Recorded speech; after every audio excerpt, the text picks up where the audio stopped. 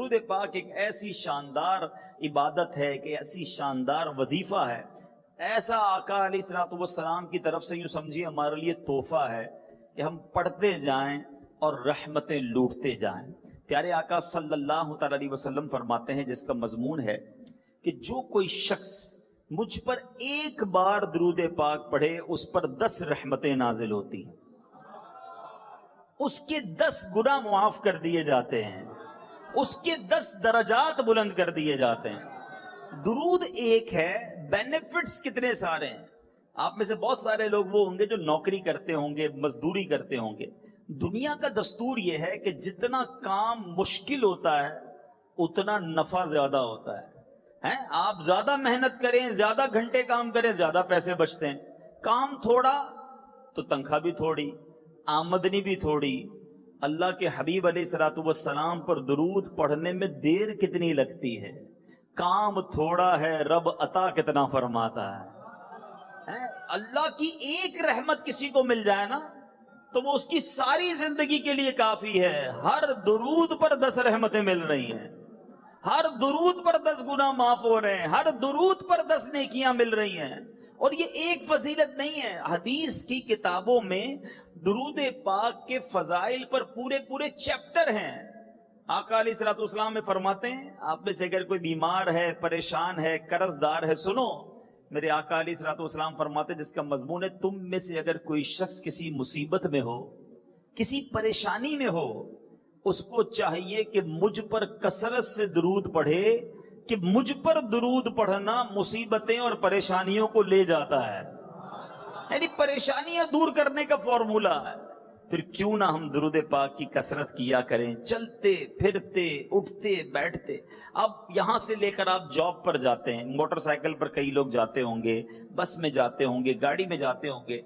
آپ چاہتے ہیں کہ میں صبح گھر سے نکلوں، شام خیر سے گھر پہ آؤں، تو اپنا جو یہ سفر ہے گھر سے نکل کر آفس جانے تک کا، نوکری پر، جاب پر جہاں جاتے ہیں، کاروبار پر، اگر یہ سارا راستہ درود پڑھتے رہیں، سارا راستہ اللہ کی رحمتیں آپ پر برستی رہیں گی۔ واپسی میں پھر درود پڑھتے رہیں، پھر رحمتیں برستی رہیں گی۔ ایک دن میں نہ جانے کتنے درود پاک آپ پڑھ لیں گے، کتنے گناہ معاف ہو جائیں گے، کتنی پریشانیاں دور ہو جائیں گی۔ تو نیت کرتے ہیں روزانہ کثرت سے درود پاک پڑھیں گے انشاءاللہ۔ اللہ تعالیٰ مجھے بھی عمل کی توفیق دے، آپ کو بھی نصیب فرمائے۔ محبت کے ساتھ ایک بار درود پاک پڑھ لیں، صلو علی الحبیب صلی اللہ تعالی علی محمد صلی اللہ علیہ وسلم۔ دنیا کا دستور ہوتا ہے کہ جو دشمن ہوتا ہے نا اس کے بارے میں معلومات رکھی جاتی ہے۔ ملکوں کے دشمن ہوتے ہیں، 2 ملکوں کی لڑائیاں ہوتی ہیں تو سامنے والی فوج کے پاس کون سے ہتھیار ہیں، اس کا طریقہ کیا ہے، وہ کدھر کدھر سے حملہ کر سکتا ہے۔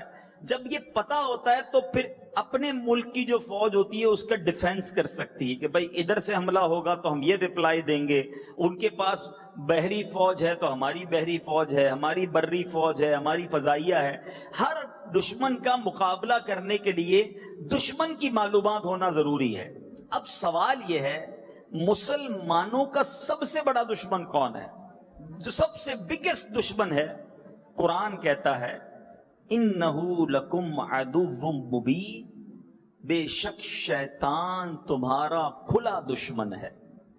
مگر شیطان کے چال کیا ہیں، شیطان کے طریقے کیا ہیں، اس کے پاس کون کون سے جال ہیں، وہ کر کیا کیا سکتا ہے ہمارے بارے میں، ہم میں سے شاید بہت سو کو نہیں پتا۔ ہمیں تو پتہ ہی نہیں شیطان کے پاس کتنی طاقتیں ہیں۔ ایک نعرہ ضرور لگاتے ہیں، دعوت اسلامی میں لگتا ہے، شیطان کے خلاف جنگ، جنگ جاری رہے گی کا نعرہ تو ہے، مگر جنگ لڑنی کیسے یہ بہت سو کو نہیں پتا۔ تو آج کچھ بات کرتے ہیں ہمارے اس خطرناک دشمن کی، اور اس لیے یہ موضوع چننے کی کوشش کی۔ رمضان میں یہ بند تھا، کیسے سیدھے ہو گئے تھے سارے، مسجد آباد، نماز پڑھ رہے ہیں، روزے رکھ رہے ہیں، ماشاءاللہ عبادتوں کا ذوق ہے۔ یہ بند تھا، مسلمان اللہ کے ساتھ گویا کنیکٹ ہو گئے، رحمان عز و جل کے بندے نظر آ رہے تھے۔ جیسے ہی یہ آزاد ہوا، وہی مسجد جس میں جگہ مشکل سے ملتی تھی اب نمازی مشکل سے مل رہا ہے۔ انتظار کرتے ہوں گے امام صاحب، مؤذن صاحب فجر کی نماز میں کہ کدھر گئے وہ نمازی، جو فجر میں نظر آتے تھے. سوچئے نا, کیا ہم صرف رمضان کے لیے مسلمان تھے؟ یہ مردود, یہ لعین, یہ شیطان, یہ ابلیس, اس کے اتنے خطرناک وار ہیں کہ یہ اللہ کے بندوں کو اللہ سے دور کر دیتا ہے.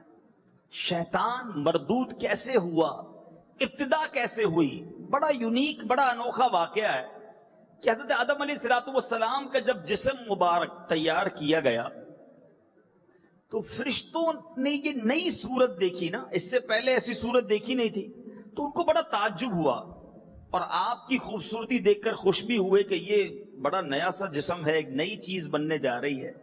مگر شیطان نے جب ادھر دیکھا تو برا بھلا کہا کہ یہ کیوں پیدا کیا گیا. پھر فرشتوں سے کہنے لگا کہ اگر خدا نے اس کو تم پر ترجیح دی, پریورٹی دی, آگے بڑھا دیا تو تم کیا کرو گے؟ فرشتوں نے کہا کہ ہم تو اپنے رب کا حکم مانیں گے. تو شیطان نے اپنے جی میں کہا کہ اگر خدا نے مجھ پر اس کو ترجیح دی تو میں اللہ کا حکم نہیں مانوں گا. اسٹارٹ ہی نافرمانی سے کی, بلکہ اسے ہلاک کر دوں گا.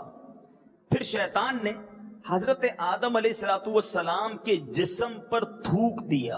ابھی مٹی کا پتلا بنا تھا اور شیطان نے تھوک دیا, اور وہ تھوک جو ہے حضرت آدم علیہ السلام کی ناف کی جگہ پر پڑا. شاید یہ بہت سارے ناظرین کے لیے پہلی بار ہوگا. یہ ہمارے پراپر اسٹریٹ جسم میں ایک جگہ پر آ کر جو ناف کا سوراخ ہے نا, یہ کیوں ہے؟ سنو, اس جگہ پر تھوک شیطان کا پڑا تو حضرت جبرائیل کو اللہ نے حکم دیا کہ اس جگہ کی مٹی نکال دو. تو یہ جو سپیس ہے, یہ جو جگہ ہے, یہ شیطان کے تھوک کی بنا پر اس جگہ سے مٹی نکال دی گئی. اچھا, اب کیا ہوا؟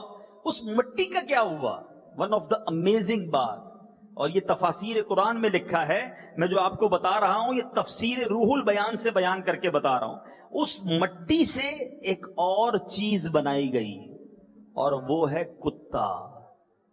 کتا جو ہے وہ اس مٹی سے بنا ہے جس مٹی میں شیطان کا تھوک شامل ہے. اللہ اکبر. اب کتے میں 3 خصلتیں ہوتی ہیں. آدمی سے انسیت رکھتا ہے, اٹیچمنٹ رکھتا ہے. تمام جانوروں میں سب سے زیادہ انسان کے قریب جو ہے وہ کتا ہوتا ہے, ٹھیک ہے, لیکن ساری رات جاگتا بھی ہے. اور تیسری خصلت یہ ہے کہ یہ بندے کو کاٹ بھی لیتا ہے, محبت بھی کرتا ہے, قریب بھی رہتا ہے, کاٹ بھی لیتا ہے. اللہ اکبر. دیکھو علماء کتنی شاندار بات اور کیسی تحقیق کے بات بیان کرتے ہیں.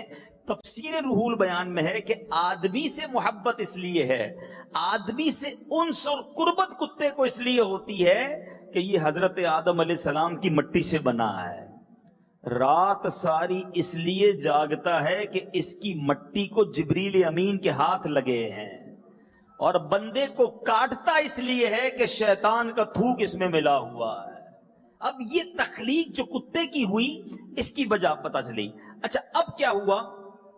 اللہ تعالیٰ نے جب حضرت آدم علیہ السلام کی تخلیق فرما لی, تمام فرشتوں کو حکم دیا کہ اس کو سجدہ کریں. تو اب سارے فرشتے سجدے میں چلے گئے. شیطان مردود نے کیا جواب دیا؟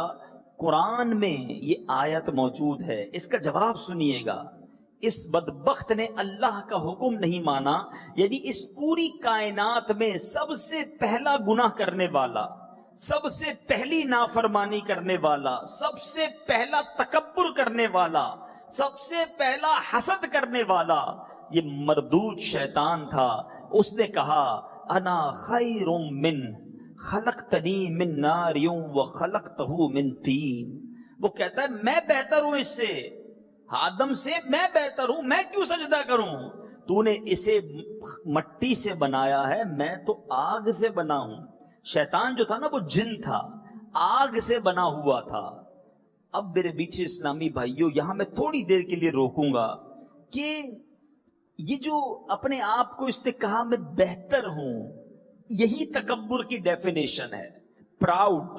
تکبر کہتے ہیں کس کو کہ انسان کسی سے اپنے آپ کو بہتر سمجھے کہ میں بہتر ہوں. اب یہ نارملی کب آتا ہے؟ جب انسان مشہور ہو جائے, پیسے والا ہو جائے, طاقتور ہو جائے، کوئی سیٹ مل جائے، کوئی عہدہ مل جائے، خوبصورت ہو، بلکہ بدقسمتی یہ ہے کہ علم بھی آ جائے. ہاں تکبر علم کی عالم کو بھی ہو سکتا ہے، حافظ قرآن کو بھی تکبر ہو سکتا ہے، روزہ دار اور تہجد گزار کو بھی تکبر ہو سکتا ہے. انسان جب 5 ٹائم نماز پڑھتا ہے نا، وہ سمجھتا دیکھو یار میں 5 ٹائم کا نمازی تو ہوں، یہ تو نماز ہی نہیں پڑھتا. پورے رمضان کے روزے رکھے، اس نے ایک بھی روزہ نہیں رکھا. میں تو تہجد پڑھتا ہوں، یہ تو جمعہ بھی نہیں پڑھتا. یہ جو کمپیریزن ہے نا کہ میں بہتر ہوں، شیطان نے ایک بار کہا تھا انا خیر من. What is the definition? اس کا مطلب کیا ہے؟ میں اس سے بہتر ہوں. ساری عبادتیں، ساری ریاضتیں، شیطان پہلے سے مردود نہیں تھا، فرشتوں کا استاد تھا، معلم الملکوت کہا جاتا تھا، جنت کا خزانچی تھا، مگر وہ برباد ہو گیا ایک بار تکبر کر کے. آج وہ شخص سوچے جو روز تکبر کرتا ہے، وہ اس کا بنے گا کیا؟ کہ جو روز پراؤڈ کرتا ہے کہ میں بہتر ہوں، بھائی میرا خاندان بڑا ہے، میں فلاں زبان بولنے والا ہوں، ان کی تو زبان یہ ہے، یہ تو فلاں قوم سے تعلق رکھتے ہیں، یہ تو پیسہ ہی نہیں ہے ان کے پاس، غریب جھونپڑی میں رہنے والے، میں پیسے والا، میں طاقتور، میں سیٹ والا، میں خوبصورت، یہ کالا، یہ جناب اس کا چہرہ اچھا نہیں ہے. جس جگہ پر وہ لوگ جو یہ سوچتے ہیں کہ میں بہتر ہوں، پیسے والا اللہ کا شکر ادا کرے کہ مولا تیری مہربانی دینے والا بنایا، مانگنے والا نہیں بنایا. طاقتور سوچے کہ یا اللہ تیری مہربانی، تو نے طاقت دی، میرے اپنا کچھ نہیں ہے. مگر پرابلم یہ ہے جب منصب ملا، جب خوبصورتی ملی، جب طاقت ملی، جب دولت ملی، انسان گیا تکبر کی طرف. اور سوچئے یہ کتنی بری بلا ہے.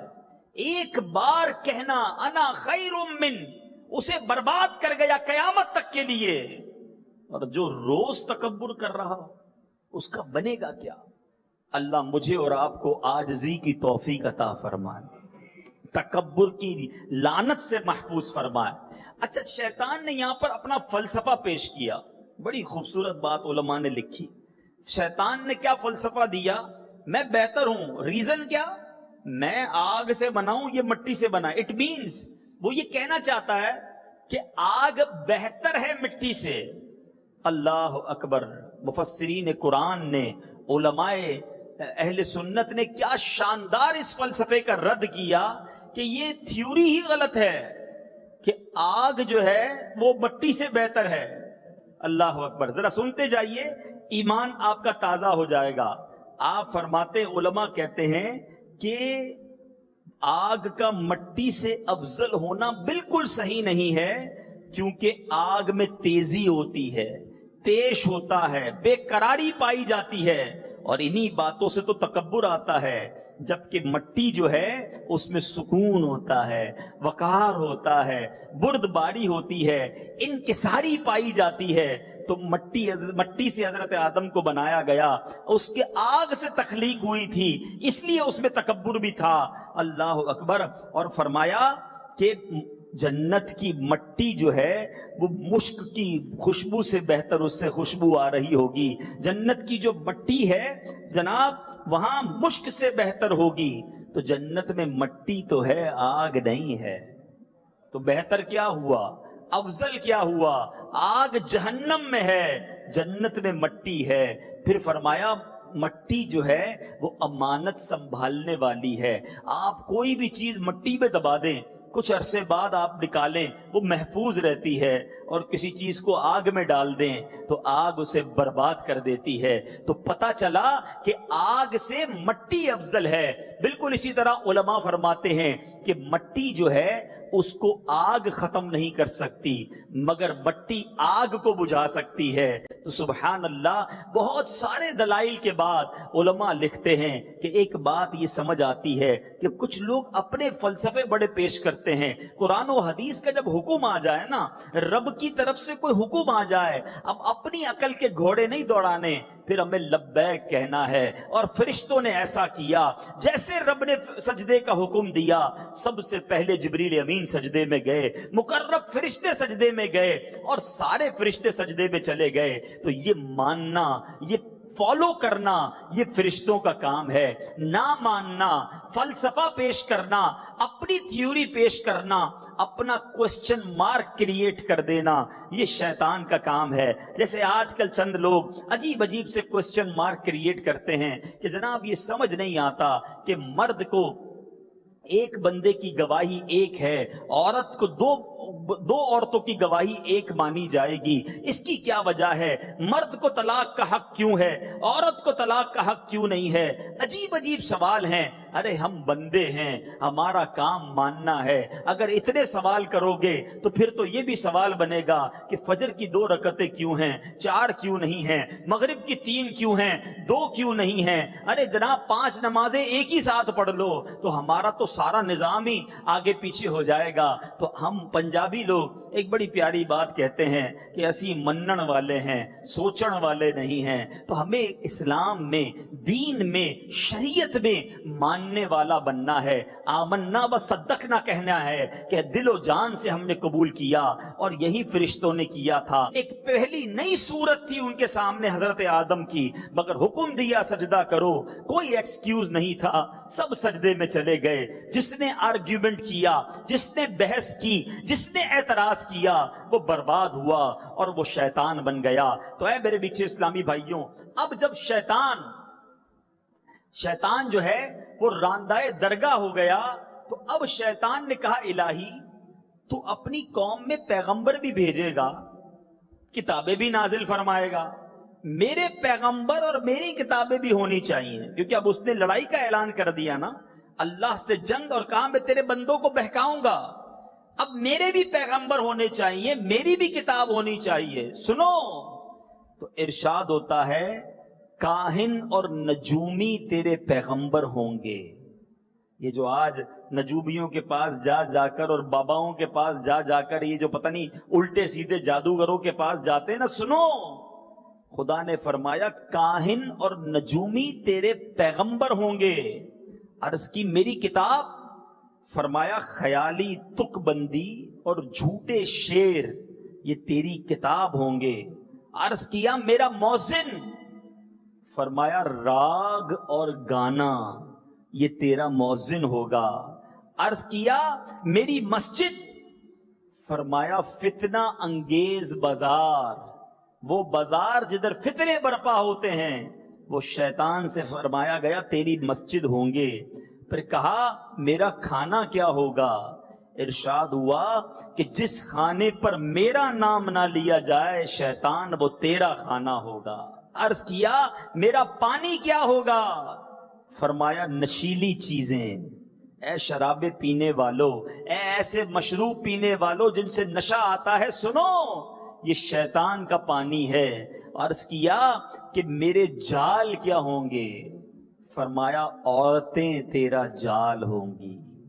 سوچئے میرے میٹھے اسلامی بھائی، ایک طرف شیطان ہمارا کھلا دشمن ہے، آج میں آپ کو شیطان کے وار، اس کے پاس کون کون سے بم ہیں، کون کون سے تیر ہیں، کیسے اٹیک کر سکتا ہے مجھ پر اور آپ پر، وہ بتانا چاہ رہا ہوں۔ اس کو بچائیے اپنے آپ کو۔ وہ لوگ جو گانے سنتے ہیں یہ شیطان کی اذان ہے، وہ لوگ جو بازاروں میں جھوٹ بولتے ہیں، بازار میں دھوکہ دیتے ہیں، ملاوٹ کرتے ہیں، یہ گویا شیطان کی مسجد ہے۔ آپ نے سنا کہ شیطان کا جال کیا ہے؟ عورتیں، وہ بے پردہ، وہ عورتیں جو معاذ اللہ جن کے ساتھ آج دوستیاں لگائی جاتی ہیں۔ آج کا نوجوان رات بھر ٹیلی فون پر بات کرنے کے لیے تیار ہے۔ انٹرنیٹ نے ہم سب کی گویا مت مار کر رکھ دی ہے۔ ارے وہ لوگ جو ساری زندگی فلمیں ڈرامے نہیں دیکھتے تھے، آج اس مردود انٹرنیٹ نے، حالانکہ اس کو چاہیے تو یہ تھا اچھے طریقے سے اچھے کام میں استعمال کرتے۔ دیکھیں نا اس وقت بھی ہمارا یہ بیان انٹرنیٹ کے ذریعے دنیا میں نہ جانے کہاں کہاں لوگ دیکھ رہے ہیں۔ ایک تو یہ بھی استعمال ہے، ذرا سوچئے ہمارا یہ موبائل ہم نے ہی خرچہ کیا ہے، ہر महीने इंटरनेट का बिल भी हम देते हैं, मगर जहन्नम की तरफ भी हमें ये लेकर जा रहा है। ये वो शैतान के वार हैं जिनसे बचना होगा। हम में कई ऐसे होंगे जिनके घरों में टीवी नहीं चलता था, जिनके घरों में फिल्में ड्रामे का तसव्वुर नहीं था, मगर इस मोबाइल फोन ने, इस इंटरनेट ने उन नेक लोगों को भी किस चक्कर में लगा दिया। बेशक पूरी फिल्म नहीं देखी, लेकिन कोई क्लिप देख लिया, कोई ऐसा क्लिप किसी ने भेज दिया जिस पर ना चाहते हुए भी नजर पड़ गई। अपनी सराउंडिंग पर नजर रखें, अपने गिर्द गोया एक नेकियों का हिसार रखें, वरना कहीं ऐसा ना हो कि ये मरदूद अपने जाल के जरिए हमें फंसा ले। मेरे वो नौजवान जो बेपर्दा और ना महरम औरतों से, लड़कियों से दोस्तियां लगाए बैठे हैं इंटरनेट पर, सोशल मीडिया पर, खुदारा अपनी जवानी बर्बाद ना करो। ये शैतान का वो वार है जो बंदे को तबाही की तरफ ले जाता है। अल्लाह करे कि हम शैतान के वारों को पहचाने और अपने आप को बचाने में कामयाब हो जाएं, क्योंकि कुरान ने हमें बता दिया कि ये तुम्हारा खुला दुश्मन है। एक बार हजरत मूसा अलैहिस्सलाम के पास शैतान आया तो आपने उससे दरियाफ्त किया, भला ये तो बता, तेरा ऐसा कौन सा तरीका है, कौन सा काम है जिसको करके तू इंसान पर गालिब आ जाता है? तो शैतान ने कहा, ए मूसा, मैं आपको 3 ऐसी बातें बताता हूं जिनसे आप डरते रहना। अब सुनो, वो 3 बातें क्या हैं? कहता है, कभी किसी नामहरम औरत के साथ तन्हाई में ना बैठना। आप 2 के सिवा कोई तीसरा ना हो, ऐसा नहीं करना। क्यों? क्योंकि जब कोई शख्स तन्हाई में गैर महरम औरतों के साथ बैठा होता है तो तीसरा मैं होता हूं। शैतान कहता है तीसरा मैं होता हूं। अब दोनों के दिल में बुराई का ख्याल डालता हूं और इस बंदे को औरत के फितरे में मुब्तला कर देता हूं। मगर आज नहीं जनाब, हम तो फ्रेंड्स हैं, हम साथ जॉब करते हैं, हम तो पढ़ते साथ हैं, मेरी कजन है, अरे हम तो भाई हैं, मुंह बोले भाई बहन मन के घूम रहे होते हैं। खुदा का खौफ करो, कहीं ऐसा ना हो ये बर्बादी, अल्लाह की नाराजी और अपने अंदर हम कोई बड़ी बुराई में गिरफ्तार हो जाएं। लोग कहते हैं हम गलत काम तो नहीं करते। याद रखिए, आंखों की बदकारी हराम देखना है, कानों की बदकारी हराम सुनना है। आज गलत देखना, गलत सुनना, गलत बोलना कितना आम हो गया। अब शैतान कहता है दूसरी बात, कहता है कि जब कोई अल्लाह से वादा करे तो उसको पूरा कर ले, क्योंकि जब कोई अल्लाह से वादा करता है तो मैं उसका हमराही हो जाता हूं। कोशिश करता हूं जो अल्लाह से वादा किया है ना, तौबा करते हैं ना, या अल्लाह बस पक्का वादा, अब नमाज नहीं छोड़ूंगा, अब मैं जनाब ज़कात पूरी दूंगा, अब मैं फला हराम काम नहीं करूंगा। किसी से वादा करता है अल्लाह की कसम तुम्हारा ये काम कर दूंगा, अब जब पूरा नहीं करता शैतान साथ शामिल होकर उसे डिले करवा देता है। कितनी बार तौबा की हमने, कितनी बार नमाज की नीयत की, क्यों नहीं पढ़ पाए? क्योंकि शैतान उसमें बीच में आता है। वो कहता है जब वे वादा करो पूरा कर लिया करो, डिले करोगे मैं बीच में आकर और तुम्हें दूर कर दूंगा। और तीसरी कमाल की बात सीखने को मिली कि वो कहता है कि जब सदका निकाला करो, सदके की नीयत करो, फौरन जारी कर दो। जरा सा डिले करोगे, ताखीर करोगे, मैं उसके और सदके के दरमियान आ जाता हूं। ऐसा भी कई बार हुआ। हो सकता है बहुत सौ ने नीयत की हो, फला मस्जिद में इतने पैसे दूंगा, दावत इस्लामी वालों को इतना चंदा दूंगा, इतनी ज़कात दूंगा, नीयत तो कर ली, अब कब दूंगा? बस जैसे ही हाथ खुला होगा दूंगा। उसको डिले किया। अब शैतान बीच में आया कि नहीं जनाब, अभी तो तेरे काम रुके हुए हैं, अभी तो तेरे मसले हल नहीं हुए, फला काम कर ले फिर दे देना, ये वाली शिपमेंट, ये वाला ऑर्डर पूरा हो जाए फिर मस्जिद में पैसे दे देना। और जनाब वो सदका डिले होता गया, वो जो सवाब मिलना था वो दूर हो गया। अरे नेकी करें, नीयत करें, फौरन पूरी कर दें ताकि शैतान को वरगलाने का चांस ना मिले।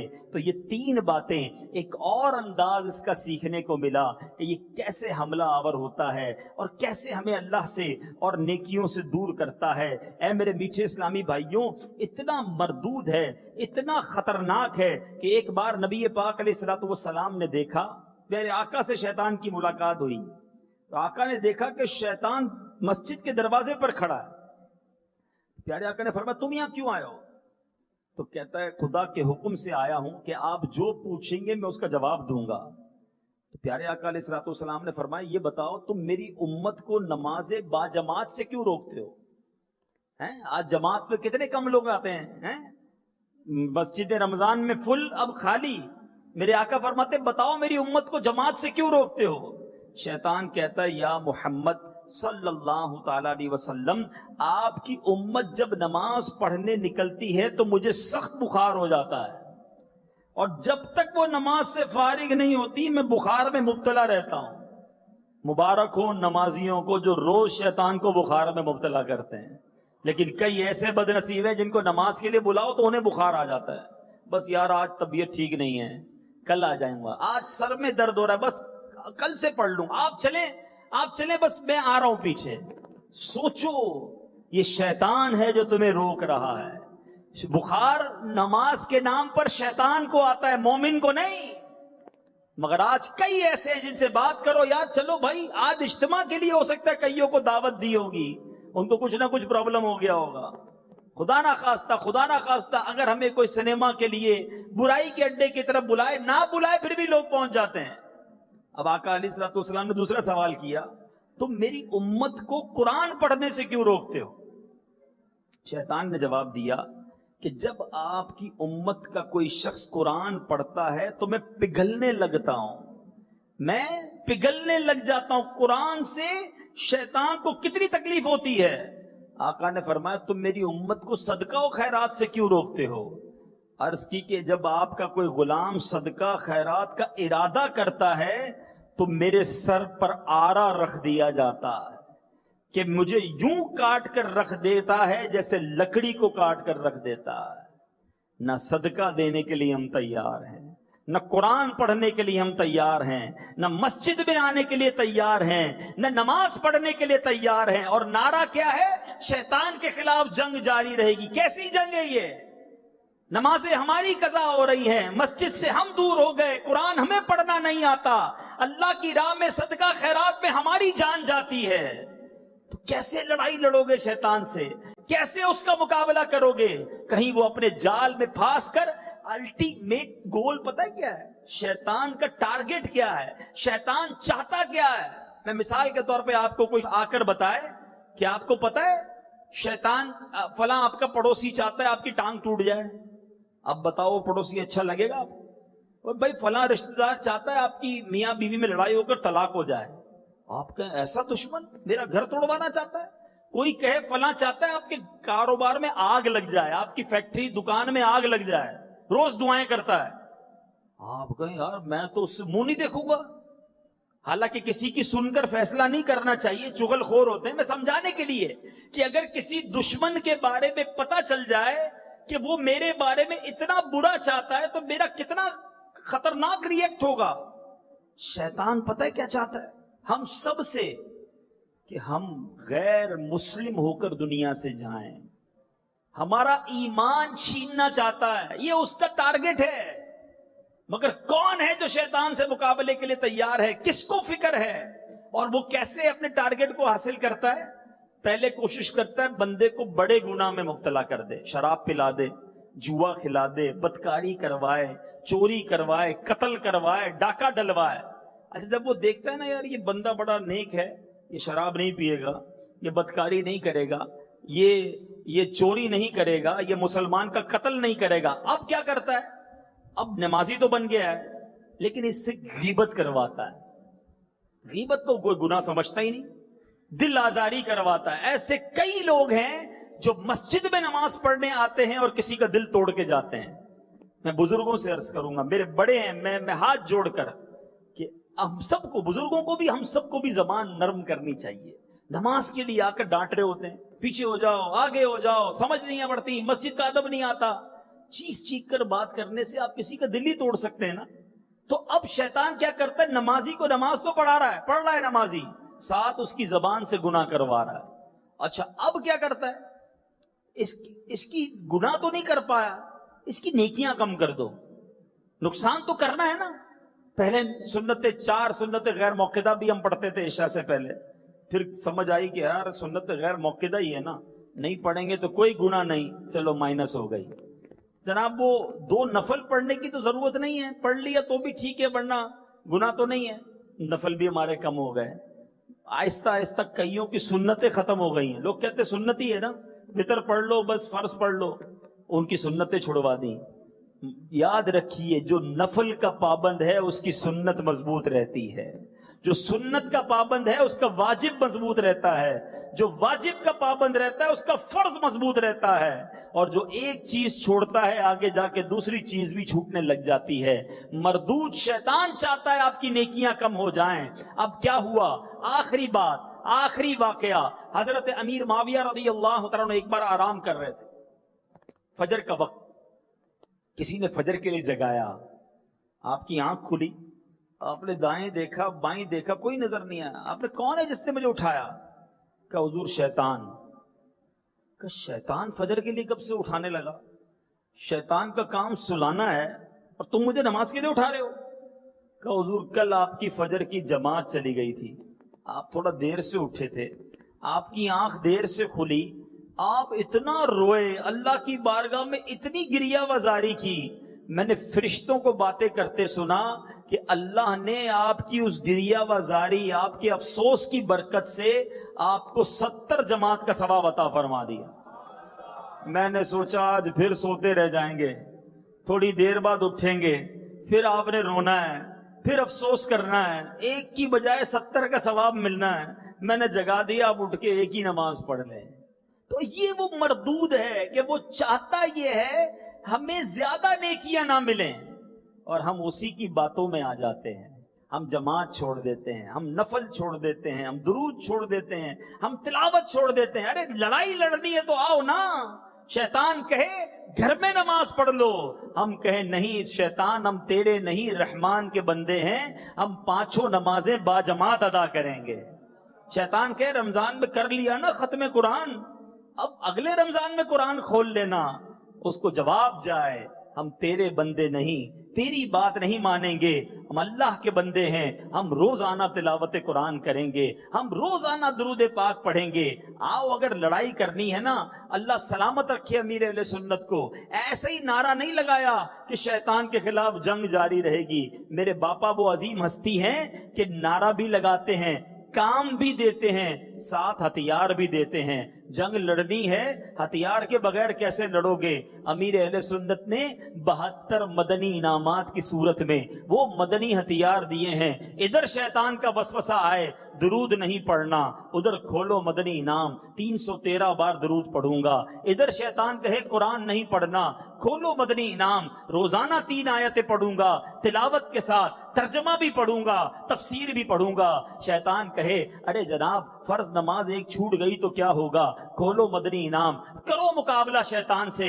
فرض نماز تو ایک طرف, اشراق, چاشت, اوابین اور تہجد بھی ادا کروں گا. شیطان کہے ماں باپ کا ادب کرنے کی کیا ضرورت ہے, امی ابو تو جب دیکھو روکتے ہیں, ان سے جناب تھوڑی سی لڑائی کر لو, مدنی انعام سامنے لے کر آؤ. نہیں نہیں, ماں باپ کے سامنے میں کیسے بلند آواز سے بات کروں, میں تو روزانہ ہاتھ بھی چوموں گا, امی ابو کی خدمت بھی کروں گا. کیا شاندار 72 مدنی انعام دیے ہیں کہ بندہ عمل کرتا جائے. جنگ لڑنی ہے, مقابلہ جیتنا ہے, تو یہ مدنی انعامات کو اپنی زندگی میں شامل کیجئے. اللہ تعالی ہم سب کو عمل کرنے کی توفیق عطا فرمائے. آمین بجاہ النبی الامین صلی اللہ تعالی علیہ وسلم.